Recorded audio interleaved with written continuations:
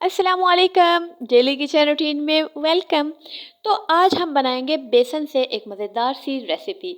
यहाँ पर ले लिया है कटा हुआ प्याज, कुटी हुई लाल मिर्ची, सुरख मिर्चें, नमक, सूखा धनिया और थोड़ा सा फूड कलर और ज़ीरा और थोड़ी सा ये मैंने 1 चम्मच घी का लिया और 2 चम्मच मैंने इसमें दही के लिए हैं और 2 कप बेसन लिए है।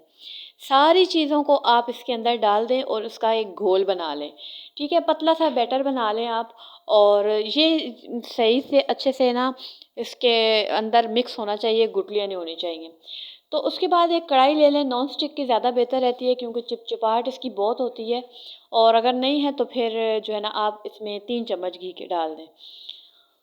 और यहाँ पर ना मैं सारा बैटर इसमें से निकाल दूँगी और कढ़ाई में डाल दूँगी। उसके बाद आपने फ्लेम ऑन कर देनी है और एक्स्ट्रा ऑयल ऊपर से बिल्कुल भी नहीं डालना और इसको गाढ़ा होने तक पकाते रहना है।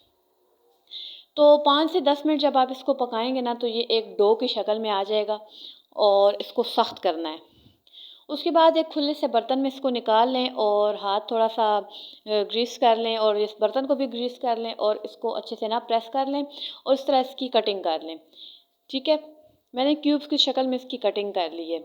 उसके बाद आप इसकी शेप बना लें और सारी शेप्स बना लें, बिल्कुल भी जो है ना टेढ़े मेढ़े नहीं होने चाहिए।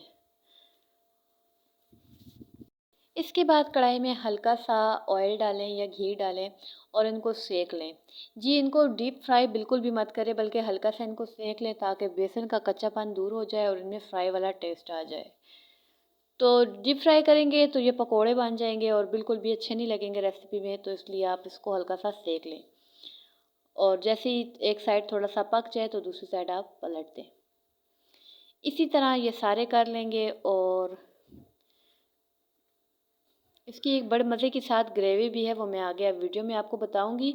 और आपसे ये रिक्वेस्ट है कि वीडियो को फुल देखा करें और छलांगे लगा लगा के बिल्कुल मत देखा करें, और ताकि स्टेप बाय स्टेप आपकी भी रेसिपी इसी तरह बने।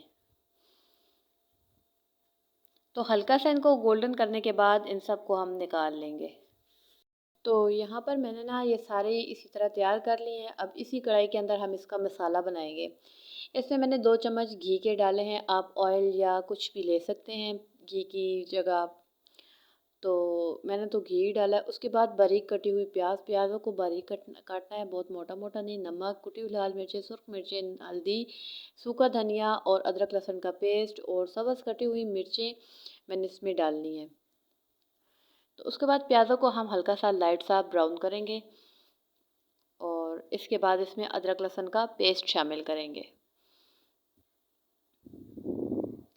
तो जहाँ प्याज तो ब्राउन होते रहेंगे वहाँ आपसे ये रिक्वेस्ट है कि अगर आप चैनल पर नए हैं तो भाई सब्सक्राइब किया करें, और अगर आप वीडियो पसंद करते हैं तो लाइक किया करें, कमेंट किया करें। और इसके बाद इसमें सारे मसाले डाल देंगे।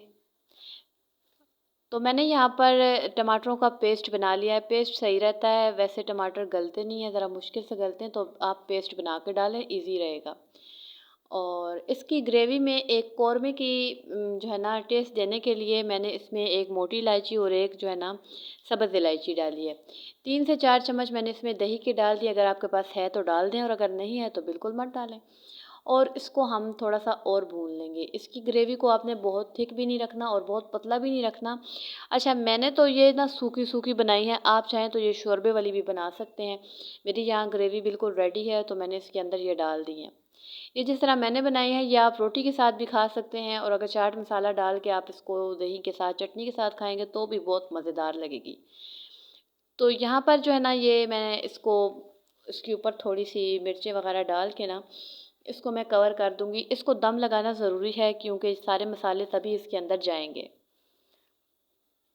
तो दम लगाने के बाद 10 मिनट बाद मैंने इसको जब निकाला तो सारे मसाले बिल्कुल सूख चुके थे और ये बहुत ही मज़ेदार सी मेरी रेसिपी तैयार है। बेसन की खंडियाँ इसको कहते हैं, आप इसको क्या कहते हैं मुझे ज़रूर बताइए।